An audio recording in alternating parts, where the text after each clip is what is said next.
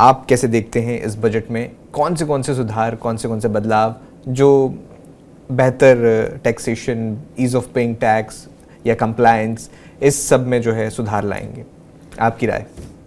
देखिए, मैं कुछ पॉइंट्स जो ज़रूर हाईलाइट करना चाहूँगा जिन पे ज़रूर काम होना चाहिए। हमारे यहाँ इनकम टैक्स में काफ़ी रैशनलाइजेशन हो चुका है, जीएसटी में काफ़ी रैशनलाइजेशन हो चुका है, बट एक और जो मेजर टैक्स है जिसमें रैशनलाइजेशन की बहुत अभी स्कोप है और शायद उतना काम नहीं हुआ है, वो है कस्टम्स, जो हमारा इंपोर्ट एक्सपोर्ट को रेगुलेट करता है। उसमें उस दिशा में सरकार को ज़रूर काम करना चाहिए और कुछ ऐसे इंडिकेटर्स भी हैं कि शायद इस बजट में कस्टम्स को लेकर कुछ इम्पॉर्टेंट बदलाव देखे जा सकते हैं। दूसरा मैं कहूँगा कि पनिशमेंट को कहीं ना कहीं बॉयल डाउन करना चाहिए, उसको कम करना चाहिए, स्पेसिफिकली जहाँ एप्लीकेबल है उस पर ध्यान देना चाहिए। और मैं तीसरा सबसे इम्पॉर्टेंट वर्टिकल को हाईलाइट करना चाहूँगा, एनफोर्समेंट।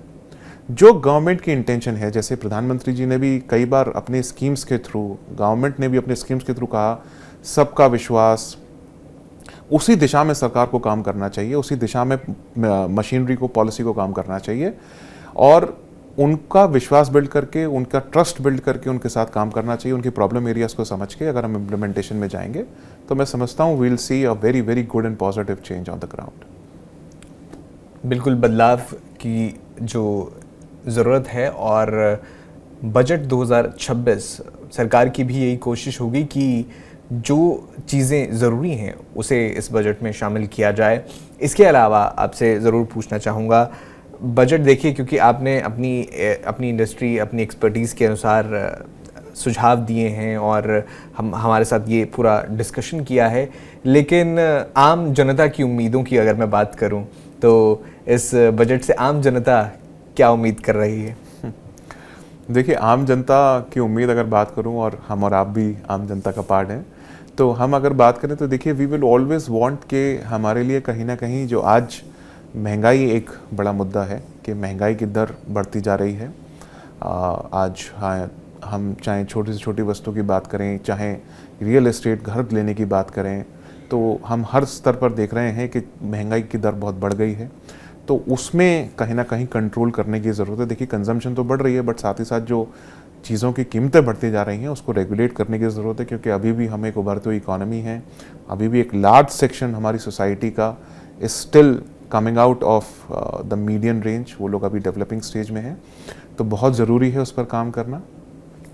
और दूसरा मैं समझता हूँ कि जैसे मैंने कहा कि ट्रस्ट बेस्ड गवर्नेंस, तो पॉलिसी भले ही ट्रस्ट बेस्ड गवर्नेंस हो, बट क्या इफेक्टिव इम्प्लीमेंटेशन में ट्रस्ट बेस्ड गवर्नेंस हो रही है, उस पर भी पैरामीट्रिक्स होने चाहिए, उसका भी रिव्यू होना चाहिए और करेक्टिव मेजर्स होने चाहिए।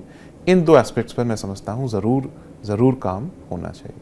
चलिए, बहुत बहुत धन्यवाद शशांक जी, आपने हमारे दर्शकों के साथ बहुत ही आसान भाषा में उन्हें समझाने की कोशिश की है कि किस तरह से ये जो बदलाव, संभावित बदलाव क्या हो सकते हैं और अभी तक जो हुआ है वो कितना बेनिफिशियल जनता के लिए है। बहुत बहुत धन्यवाद TV9 भारतवर्ष से जुड़ने के लिए। आपने सुना शशांक गुप्ता जी को, जिन्होंने बताया कि इस बार बजट 2026 में क्या कुछ संभावित बदलाव टैक्सेस के लिहाज से हो सकते हैं और अभी तक जो बदलाव हुए हैं उन पर जो है इस इंडस्ट्री पर, आम लोगों पर किस तरह का असर हुआ है। आपका कोई सुझाव हो, कोई सवाल हो या कोई भी विचार हो, हमें कमेंट बॉक्स में ज़रूर बताइएगा। बाकी खबरों के लिए आप देखते रहिए TV9 भारतवर्ष।